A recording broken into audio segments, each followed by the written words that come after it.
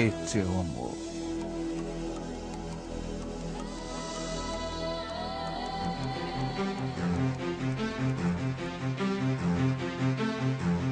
Explorações. Distribuição Sinapse. Versão brasileira. Áudio News. Nós, seres humanos, sempre vivemos explorando os nossos arredores. Percorremos todas as extensões de terras habitáveis e navegamos por todos os mares, numa busca incessante pelas respostas às grandes questões que nos intrigam.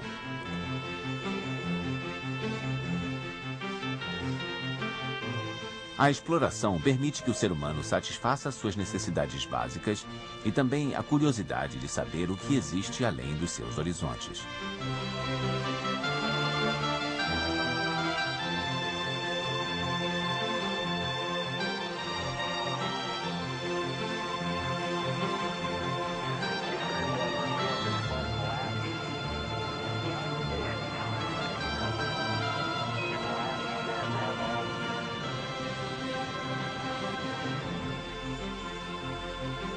Todos os grandes exploradores tinham essa mesma curiosidade.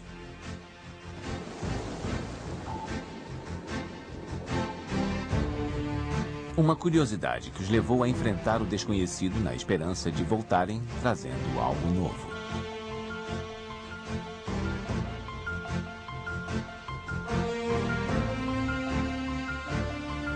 Alguma coisa que fosse capaz de mudar o mundo.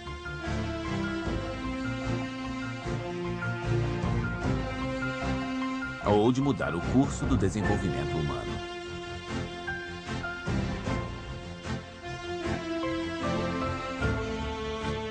Ou alguma coisa que tivesse consequências totalmente inesperadas.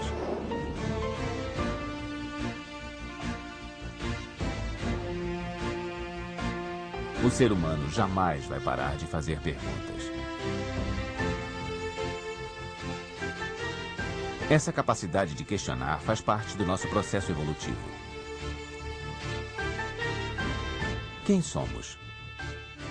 O que é este universo em que moramos? Estamos sozinhos nele? O ser humano se lança em explorações há muitos séculos, mas ainda não encontrou respostas para essas questões fundamentais. Mas continuamos a buscá-las, fazendo descoberta após descoberta.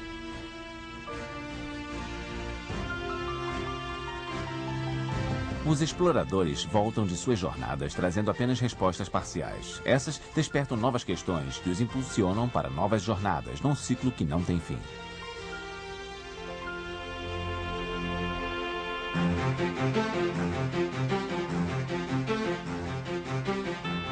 Os exploradores são pessoas que conservaram um coração de criança. Eles não resistem ao apelo de uma porta fechada.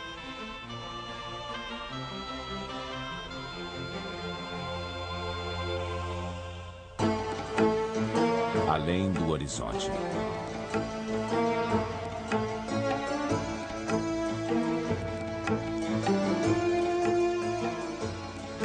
Os antigos egípcios foram o primeiro povo a deixar registros escritos das suas explorações.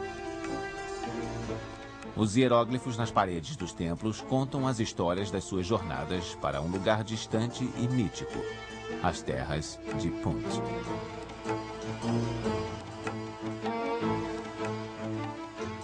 Punt era a mais antiga das terras, a terra dos deuses.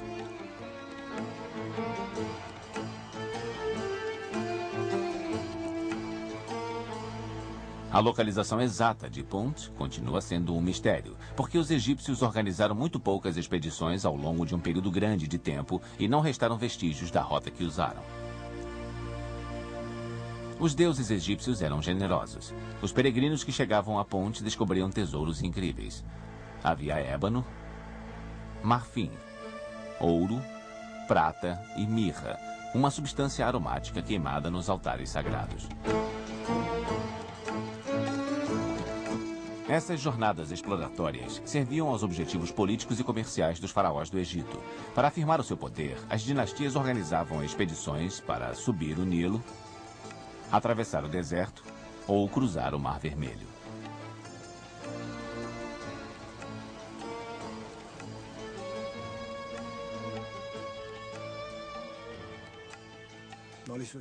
Nas civilizações antigas, os povos procuravam conhecer a região onde viviam para aumentar a sua segurança e o seu bem-estar. A segurança e o bem-estar eram as maiores preocupações de todas essas sociedades. Sendo assim, elas se sentiam impelidas a conhecer o mundo à sua volta. Os egípcios tinham uma obsessão por explorar a nascente do Nilo. Queriam proteger a fronteira leste e a oeste e também o sul de seu território. Nesse sentido, a busca pelo bem-estar era a busca pela segurança, e essas eram as principais motivações por trás das descobertas e jornadas exploratórias da maioria das sociedades. Nas suas explorações marítimas, os egípcios contaram com a ajuda dos fenícios, um povo de navegadores que vivia a leste do Mediterrâneo. Confinados a um território pequeno e inóspito e cercados por vizinhos hostis, os fenícios não tinham outra opção além de se lançarem ao mar.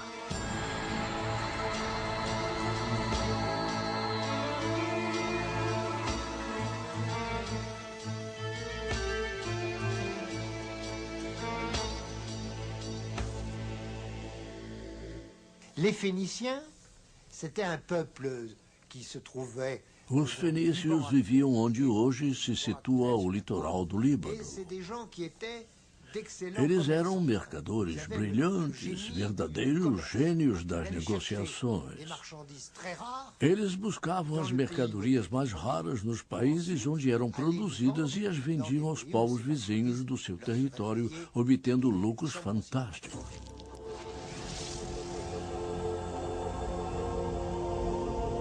No porto de Cartago, uma frota de 60 navios esperava a ordem do comandante Hanno para zarpar.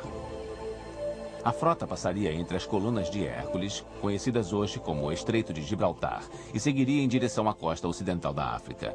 Eles estabeleceram entrepostos de comércio no litoral do Marrocos e do Saara e prosseguiram rumo ao sul para explorar o desconhecido litoral africano.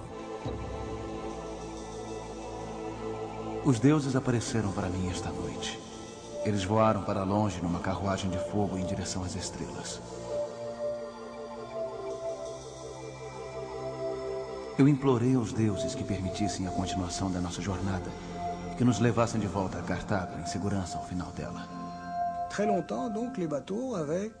Assim, por muito tempo, a tripulação dessas embarcações era pequena. Na antiguidade, a maioria era galés remadas por escravos. Assim, havia frotas relativamente pequenas explorando os litorais. Elas aportavam sempre que possível para explorar os territórios. Havia portos onde as tripulações já haviam feito contatos, mas em determinados lugares as autoridades locais se mostravam hostis e as negociações eram mais complicadas. Em todos os portos eles tentavam fechar negócios. Quando voltavam levando produtos que não existiam na sua terra natal, eles os revendiam ou trocavam. Era assim que os povos enriqueciam. O Mediterrâneo era praticamente o mercado mundial daquela época. Os navios dos fenícios voltavam carregados com o linho e o papiro do Egito, com marfim e ouro da Núbia, trigo e cobre da Sardenha, azeite e vinho da Sicília e perfumes e especiarias do Oriente.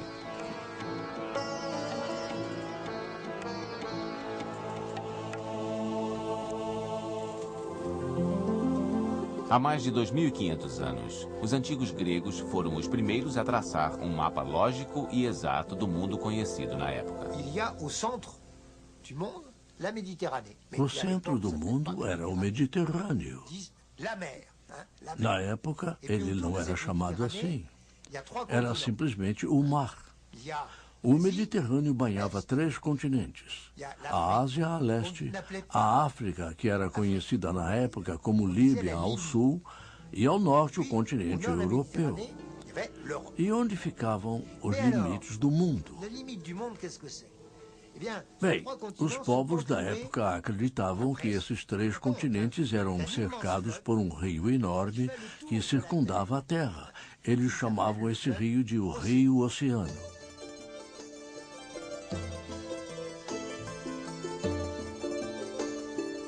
A Grécia era a maior potência da época e estendeu seus domínios aos mares.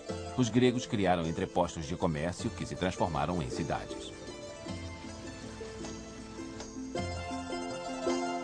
Os filósofos gregos da escola jônica diziam que a melhor forma de compreender o mundo era através da observação da natureza. Eles desenhavam os mapas das regiões que habitavam e, sem saber, criaram os fundamentos de uma nova ciência, a geografia. Heródoto foi, sem dúvida, o maior geógrafo da Grécia Antiga. Heródoto fazia explorações de barco e, quando estava no deserto, viajava a cavalo. Ele chegou a ir bem longe no interior do deserto, seguindo as margens do Nilo. Ele visitava os altos sacerdotes da região que lhe contavam suas lendas religiosas. Ele observava a vida da região e, acima de tudo, conversava com os viajantes e mercadores vindos de terras ainda mais distantes. Heródoto era um ótimo contador de histórias. Embora o que tivesse para relatar fosse verdadeiro, às vezes ele exagerava os detalhes para prender a atenção dos ouvintes.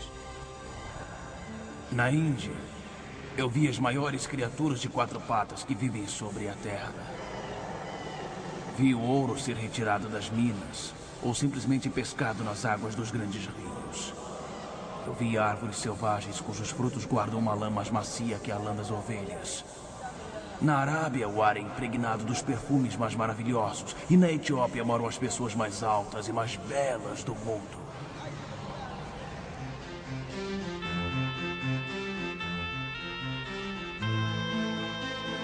Heródoto criou uma nova forma literária que se baseava na observação do mundo. Ele a batizou de história e a usava para relatar as maiores jornadas exploratórias realizadas pelo homem.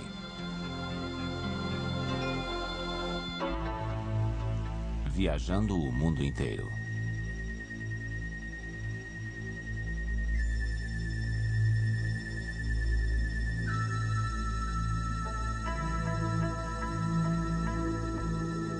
Eu sonhei com um grande pássaro que me carregou em suas costas. Ele me levou para os lados de Meca.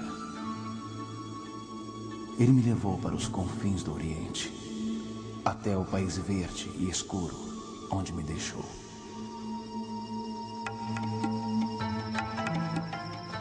Esse sonho profético foi o ponto de partida para uma longa jornada.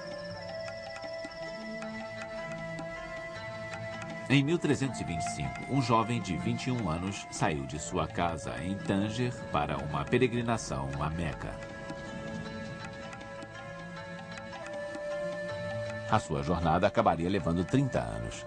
Ele viajou por 120 mil quilômetros. Na minha opinião, um dos maiores exploradores da Idade Média não foi Marco Polo. Para mim, foi o árabe Ibn Battuta, que viveu no século XIV. Ele foi o maior viajante da sua época. Partiu do Saara e foi até a China, passando pelo território onde hoje em dia é a Rússia. E viajou também por toda a Europa e o Oriente Médio.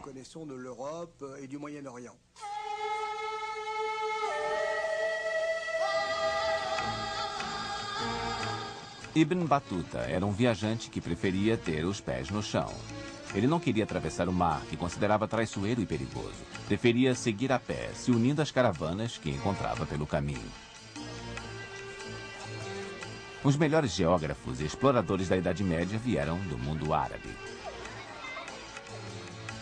O Islã era a religião dominante, e os árabes organizavam expedições para poder informar ao califa sobre os novos adeptos da religião de Maomé.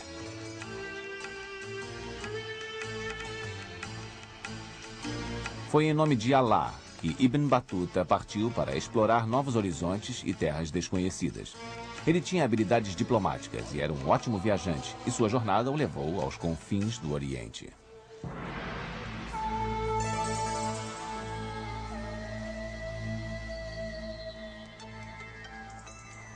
No século XV, os chineses acreditavam ser o centro do mundo.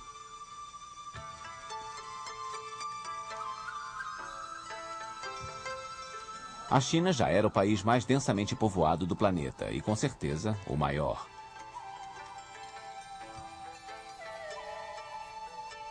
Era a época da dinastia Ming, a última das dinastias imperiais da China.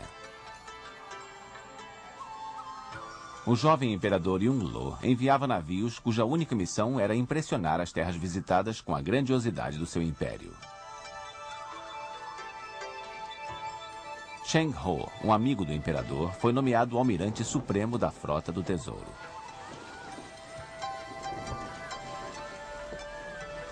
Sua primeira expedição foi também a mais importante.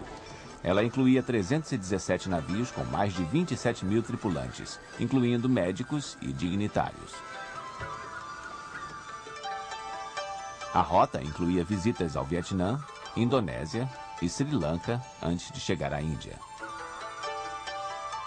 Em outras expedições, a Frota do Tesouro percorreu o Golfo Pérsico e o litoral africano. A morte do imperador Yongle trouxe o declínio da frota marítima chinesa. Depois de um tempo, um novo monarca subiu ao trono e disse que a operação toda era muito cara e devia ser suspensa. Foi por isso que, mesmo sendo uma grande civilização, a China produziu poucos exploradores se considerarmos o poder que tinha. Como devem saber, a civilização chinesa é muito antiga. Na Idade Média, ela havia atingido o apogeu do seu poder e eficácia, e o seu avanço científico era considerável.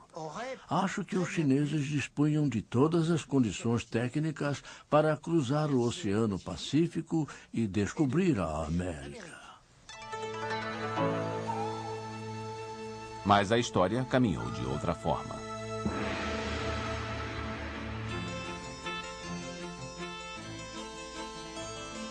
No século XV, os estudiosos e geógrafos europeus se voltaram para tradições antigas.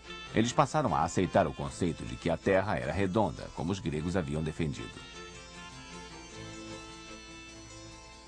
Com base nos trabalhos de Ptolomeu, Cristóvão Colombo começou a busca de uma rota por mar para as terras das especiarias.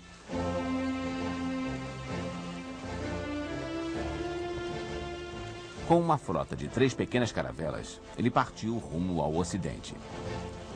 Colombo jamais encontrou o caminho para as Índias, mas fez outra descoberta.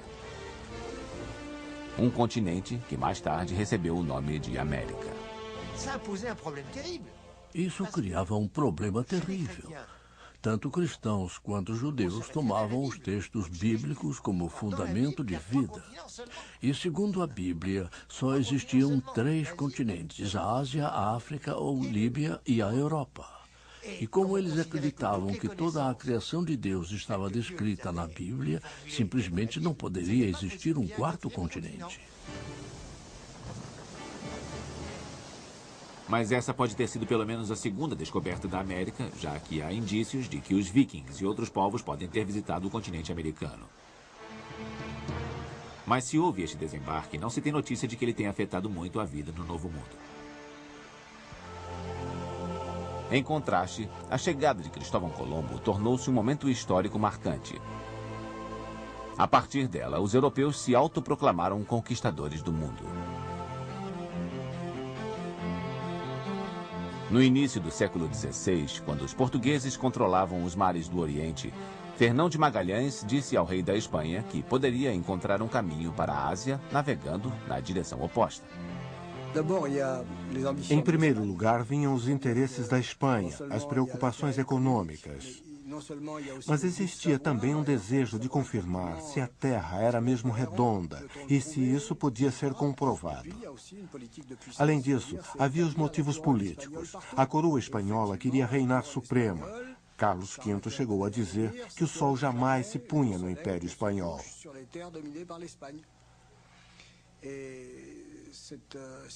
Durante um certo período, a Espanha foi a maior potência do mundo ocidental. Fernão de Magalhães era um homem ambicioso e obstinado. Capitão exigente, ele obrigava seus homens a desafiarem os próprios limites. Eles chegaram ao extremo sul da América do Sul e estavam prestes a entrar em um estreito desconhecido. Magalhães disse aos seus marinheiros: Marinheiros, ouvi-me. Estamos prestes a fazer uma travessia difícil. Esse canal pode ser a passagem que procuramos, mas ele é muito estreito e a passagem pode ser perigosa. O vento não está a nosso favor e as tempestades são frequentes nesta região. Eu pediria que todos vocês se confessassem para receber o corpo de Cristo, como bons cristãos que são.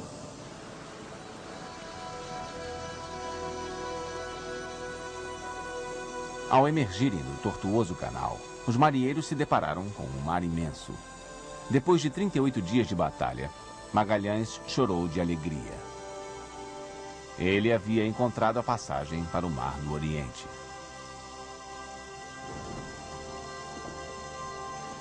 Magalhães e sua tripulação navegaram durante quase 4 meses em águas paradas à procura de um local para baixar âncora e conseguir novos suprimentos. O tempo estava tão bom e as águas tão tranquilas que o capitão batizou aquele mar de Pacífico.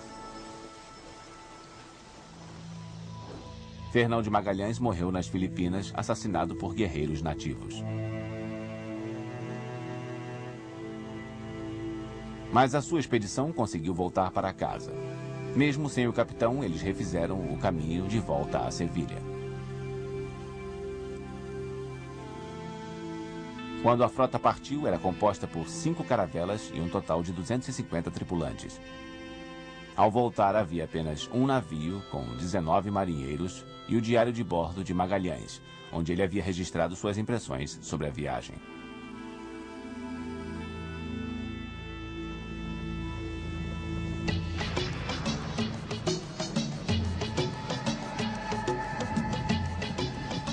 A África foi o último continente inexplorado.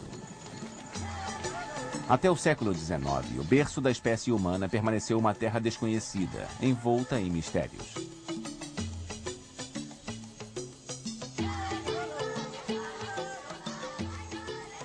Cerca de 5.000 anos depois das explorações egípcias, foi a vez dos britânicos enviarem uma grande expedição para pesquisar a famosa nascente do rio Nilo.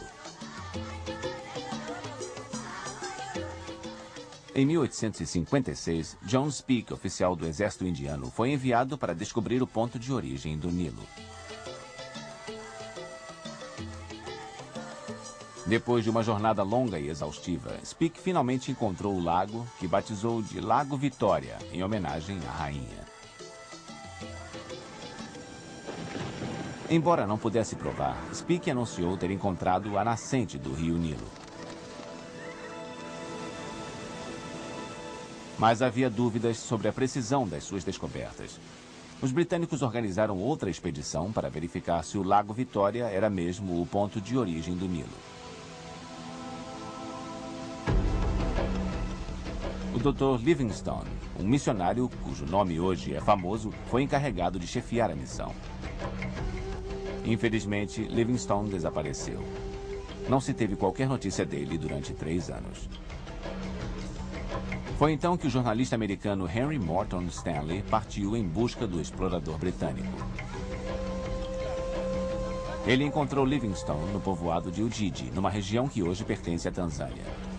Livingstone estava empenhado em defender os nativos contra os mercadores de escravos que proliferavam nessa parte da África.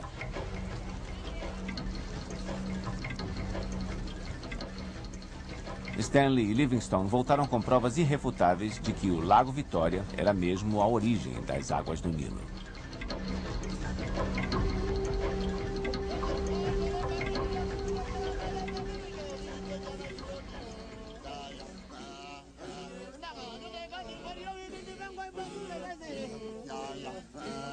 No final do século XIX, países europeus passaram a estabelecer domínio sobre territórios africanos.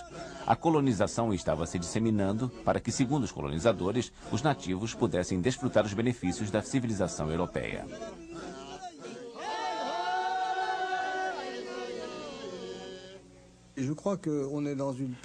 Acho que foi um período de expansão europeia, por assim dizer.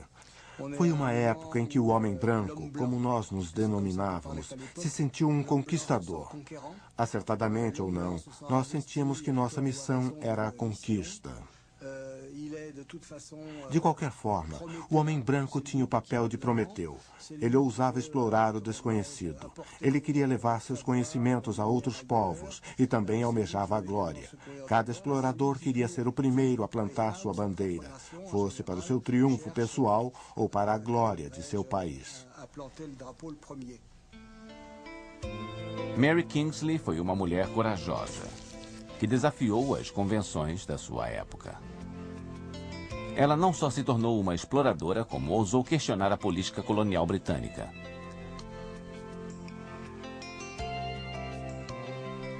Mary acreditava que os povos africanos tinham uma cultura própria e que ela devia ser respeitada. Os ingleses precisavam parar de impor a sua cultura aos africanos. Eu me pergunto o que me impeliu a vir para a África. É um verdadeiro inferno sobre a Terra. Mas se o inferno fosse tão belo e encantador, quem não haveria de querer ir para lá?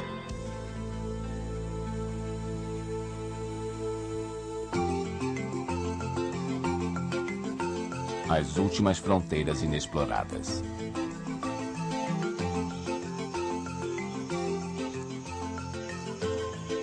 As jornadas exploratórias nos ajudaram a compreender melhor o frágil equilíbrio entre o planeta Terra e seus habitantes.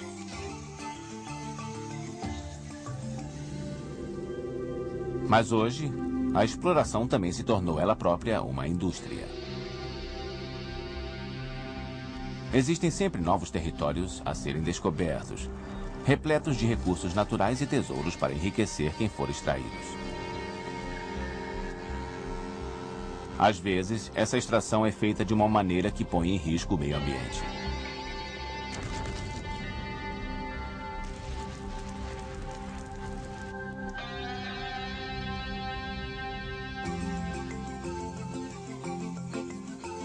As florestas tropicais são um dos últimos recantos inexplorados do planeta. Hoje, elas são o destino de muitas expedições. Essas florestas abrigam milhares de espécies desconhecidas e recursos naturais valiosos. Mas é preciso aprender a descobri-los, catalogá-los e protegê-los. Na selva amazônica, a exploração tem sido tão intensa que o futuro da região está ameaçado.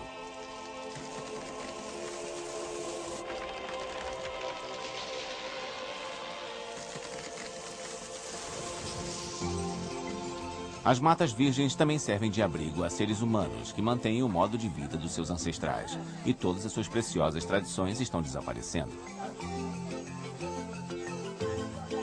Por exemplo, membros de uma tribo indígena do Amazonas eram conhecidos por mergulhar suas flechas numa secreção aparentemente inócua de uma espécie de sapo.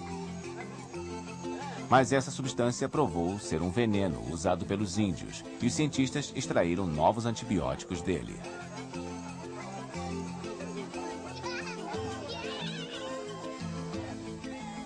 A presença maciça dos brancos é prejudicial para as tribos que ainda subsistem na Amazônia, em Bornéu e na Indonésia.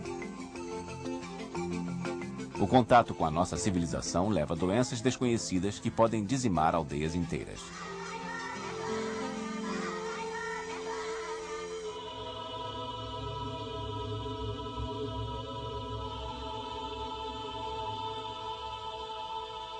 Vista do espaço, a Terra é um belo planeta azul, que se destaca dos outros. Essa coloração azul vem da água, que cobre 2/3 da superfície do planeta. Os oceanos têm um papel decisivo sobre as variações climáticas da Terra. A corrente quente, que dá origem ao fenômeno conhecido como El Niño, é um bom exemplo disso. Seus efeitos desastrosos poderão ser sentidos em diversas partes do mundo.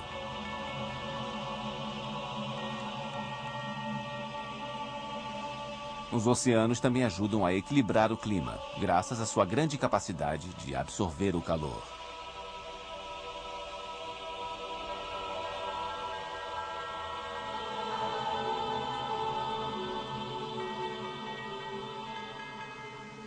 Atualmente estamos pesquisando o papel que os oceanos cumprem por causa da sua capacidade de absorver dióxido de carbono, que é um dos principais elementos envolvidos na produção do efeito estufa. E é um elemento antropogênico, ou seja, é produzido pelo ser humano. Nós estimamos que os oceanos possam absorver 50% do dióxido de carbono emitido na superfície da Terra. Por isso, talvez eles possam ajudar a reduzir o efeito estufa. Durante um longo tempo, o oceano foi uma barreira intransponível, o limite entre o mundo conhecido e o desconhecido.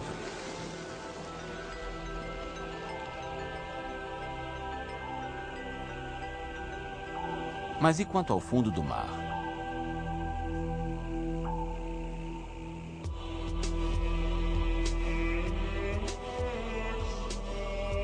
O leito dos oceanos abriga um mundo misterioso.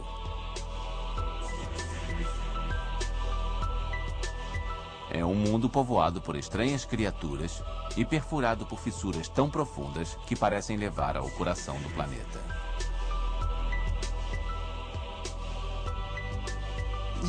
Até agora, eu já desci 3 vezes no submarino Alvin. E a primeira viagem foi uma revelação para mim. É uma paisagem fascinante. A água é de um azul profundo, cortada pelo brilho dos raios de sol.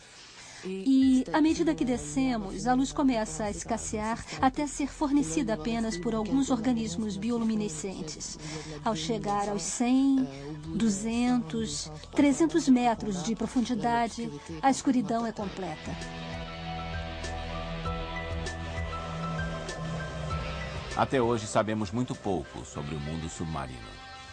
E as informações que temos são extraídas por conta de pontos de interesse específicos. As pesquisas se concentram principalmente nas cadeias de montanhas subaquáticas e plataformas oceânicas, que nos ajudam a compreender melhor o deslocamento das placas tectônicas. Estima-se que, atualmente, o homem conheça apenas 5% do leito dos oceanos.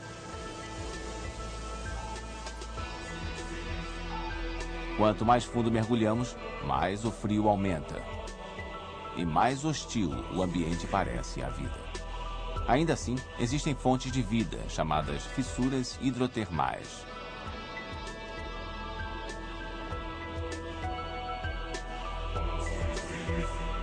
Embora a luz do sol não chegue aqui e não exista fotossíntese, o ambiente criado por essas fissuras abriga um ecossistema surpreendente e muito rico.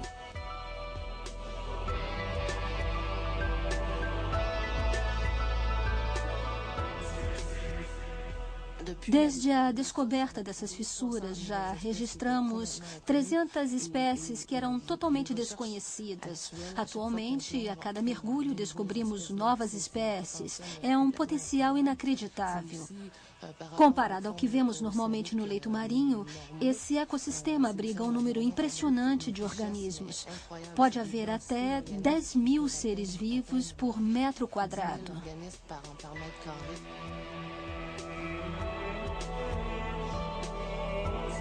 A hipótese mais fascinante sobre as fissuras hidrotermais diz que elas podem ter sido a origem da primeira célula viva. Afinal, todos os elementos essenciais à vida estão presentes. Calor intenso, gerado pela atividade vulcânica, além de oxigênio, hidrogênio e metano. Além disso, a descoberta desse ecossistema tão peculiar alimenta a possibilidade de que possa existir vida em outras partes do universo.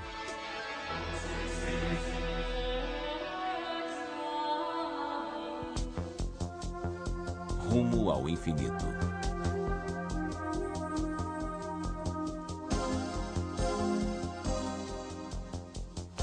Hoje, nós olhamos para o espaço sideral da mesma forma que os nossos antepassados olhavam para o mar.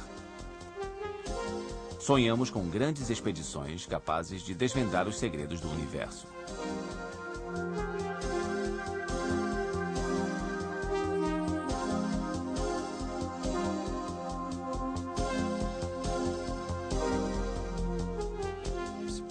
A exploração espacial nos oferece uma das melhores oportunidades possíveis de aprendermos mais sobre quem somos nós, e esse questionamento é fundamental para o ser humano. Explorando o espaço, poderemos descobrir fundamentalmente as origens do universo e, em última instância, as origens da vida. A partir daí, nós poderemos formular uma das questões principais para o ser humano hoje. Será que nós estamos sozinhos? Será que só existe vida na Terra? Muitas das atividades desenvolvidas pela NASA desde a sua criação estão voltadas para encontrar as respostas para essas questões.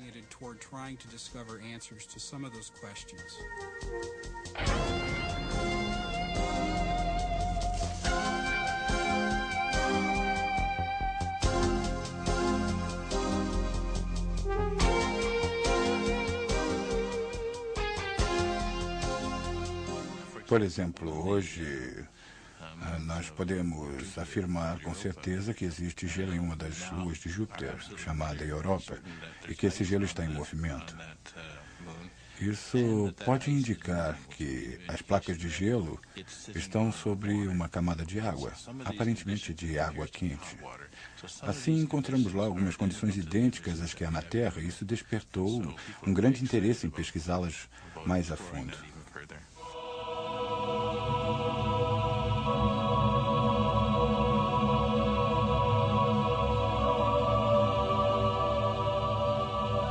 A exploração espacial é um empreendimento muito caro.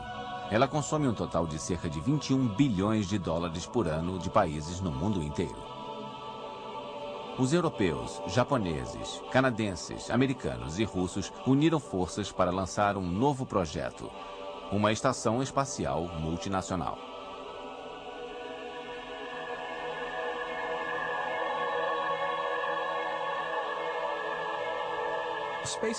A exploração do espaço é uma empreitada cara demais para um país assumir sozinho, sobretudo se for usada uma estratégia agressiva que vai exigir a presença de astronautas indo até a Lua, até Marte ou construindo uma estação espacial. As parcerias internacionais são a melhor maneira de conduzir projetos dessa natureza. A soma de recursos econômicos, científicos e tecnológicos é uma medida muito sensata. É assim que as coisas devem ser conduzidas no futuro.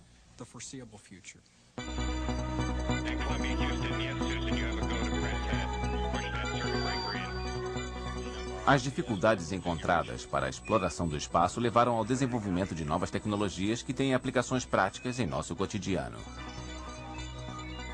A miniaturização de componentes eletrônicos é um exemplo. E também as pesquisas com matérias-primas mais leves. Originalmente, o Teflon foi inventado para reduzir o atrito entre peças de motores. Hoje, ele é usado para fabricar panelas antiaderentes. O desenvolvimento de materiais feitos de microfibras sintéticas deu origem a roupas e acessórios mais confortáveis que já estão no mercado.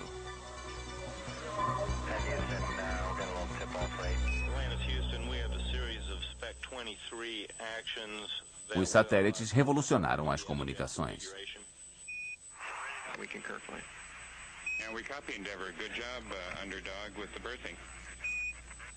Acho que qualquer pessoa é capaz de compreender que a comunicação por satélite serviu para encurtar as distâncias no mundo. Hoje, acontecimentos podem ser transmitidos para o mundo inteiro em tempo real. E isso só foi possível com o desenvolvimento das comunicações por satélite. A segunda grande aplicação dos satélites, que está se tornando cada vez mais importante, é a chamada observação do planeta.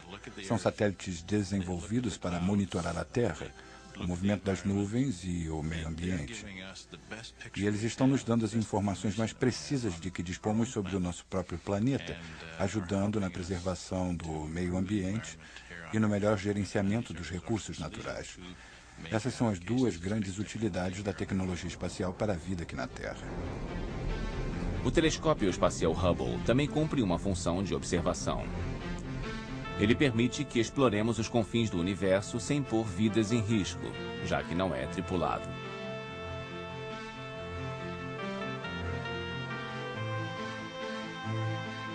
Agora que podemos mandar robôs para explorar o espaço no nosso lugar, será que isso não vai acabar com o senso de desafio que faz parte de qualquer exploração? Os grandes exploradores que arriscaram as próprias vidas enfrentando o desconhecido e confrontando corajosamente o perigo foram transformados em heróis, e seus feitos os imortalizaram.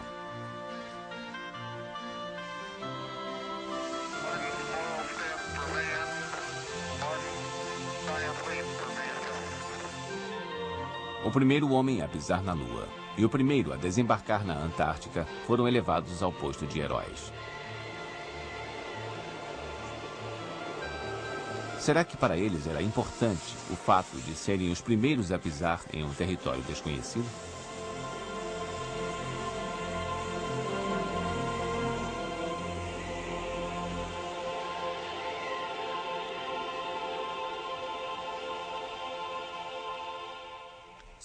É claro que existe um sentimento de orgulho, mas também há uma curiosidade intensa. Por que será que fui o primeiro? Por que eu estava destinado a deixar minhas pegadas neste local? Afinal, uma tempestade poderá apagá-las daqui a pouco.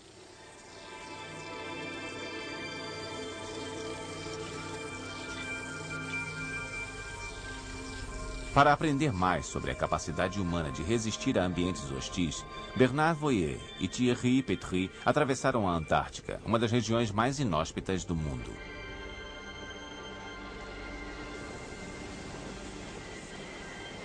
A temperatura mais baixa já registrada no planeta foi na Antártica, 89 graus negativos. A velocidade média do vento é 70 km por hora. As rajadas podem chegar aos 300 km por hora.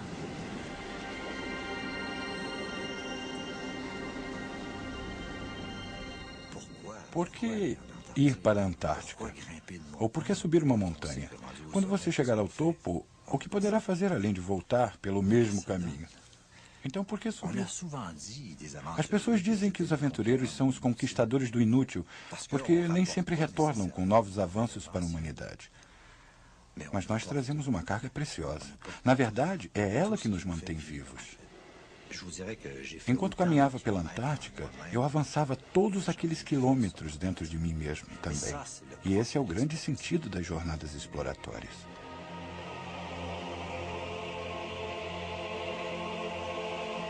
Os exploradores se lançam em suas jornadas para aprender mais sobre eles mesmos, para se testarem na conquista de objetivos aparentemente inatingíveis. Participar de uma expedição é a melhor maneira de nos confrontarmos com nossas limitações.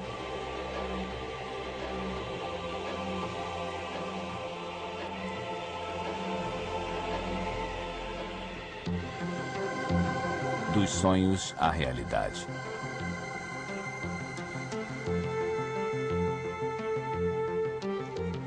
Depois de tantos milhares de anos de explorações e tantos anos de descobertas, talvez possamos achar que a curiosidade natural do homem esteja se desvanecendo aos poucos. Mas isso seria um engano. A necessidade de explorar nunca foi tão forte. Ela faz parte da nossa sede de sonhar. A imaginação é uma característica tipicamente humana. Poemas épicos, histórias de aventuras e a ficção científica são fontes inesgotáveis de inspiração. Elas estimulam a nossa imaginação e abrem as portas para novas jornadas.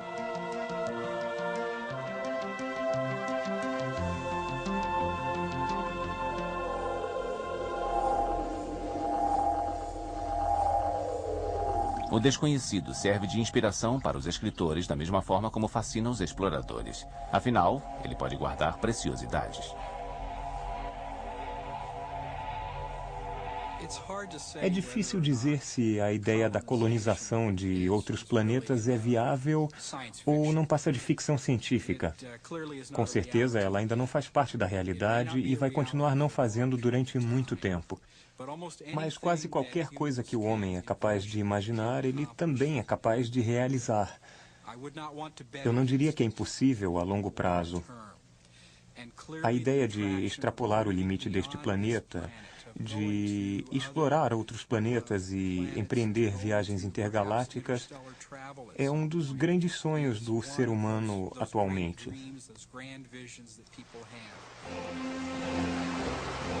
A exploração continua sendo uma atividade importante por causa dos lucros que pode gerar. A descoberta do Novo Mundo deixou muitos europeus ricos entre os séculos XV e XIX. Dessa mesma forma, os americanos são os que mais se beneficiam com a exploração espacial.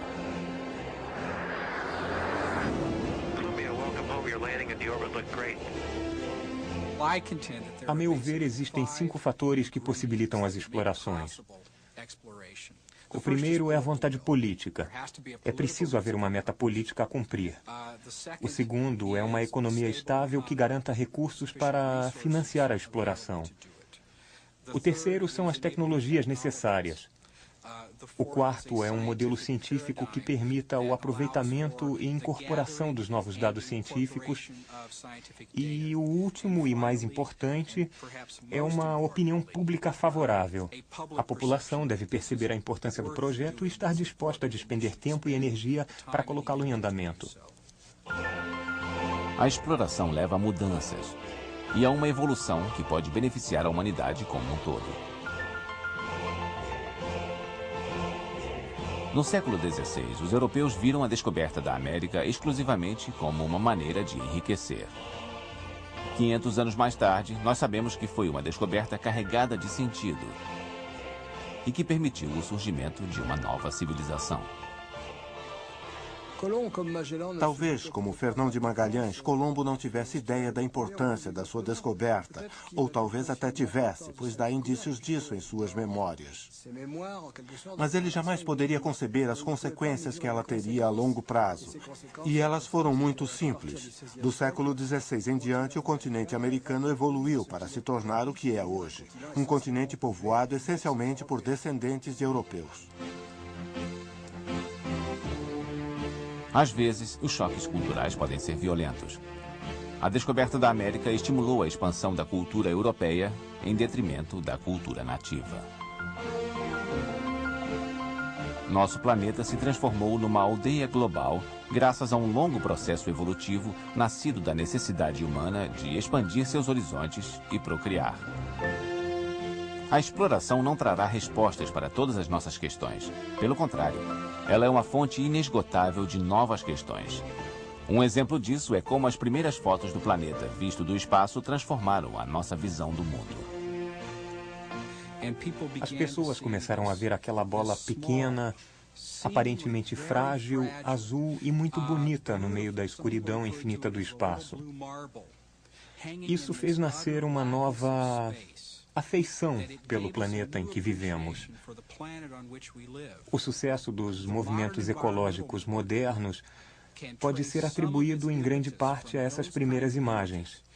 Foi a partir delas que começamos a nos ver como tripulantes de uma pequena espaçonave e que sentimos a necessidade de preservá-la para que ela não desaparecesse no futuro.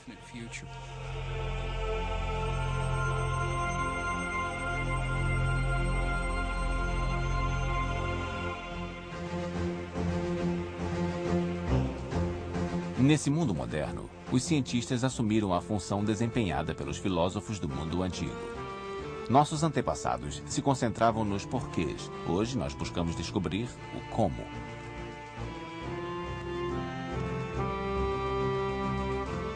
Nossas explorações nos levaram a descobrir muitas pistas sobre a evolução humana. Elas também contribuíram para o surgimento de novas ciências e nos abriram os portões do espaço. Nossas explorações nos levaram a descobrir, dominar e povoar novas terras. Ainda assim, todo explorador pode ser considerado individualista.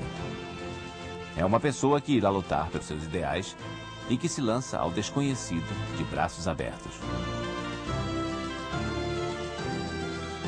A jornada exploratória é uma busca sem fim. Avançando em pequenos passos ou saltos enormes, a humanidade continua no caminho do progresso. Da savana ao cosmo, o ser humano sempre teve a coragem para perseguir a sua curiosidade até as últimas consequências. E provavelmente sempre terá.